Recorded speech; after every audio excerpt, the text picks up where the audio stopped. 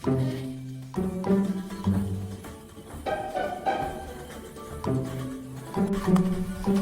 pesan darurat dari Bu Artis. Harus sampai dalam 2 menit atau kita diputus kontrak jadi supplier arisan.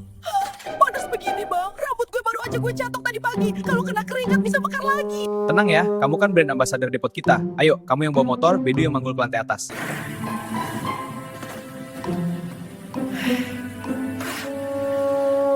Duh mampus, kita harus naik tangga ke lantai 3. Saya tunggu di bawah ya, saya harus jaga motor dan jaga image. Malas. Kok malas? Itu tugas kamu. Saya bagian marketing. Itu Bang Al.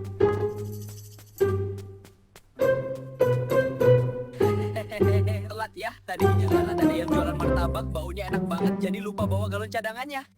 Bang, terus galon Bu RT gimana? Itu Bedu udah mau pingsan bawa 2. Oh iya, Bedu, kamu taruh aja galonnya di sini.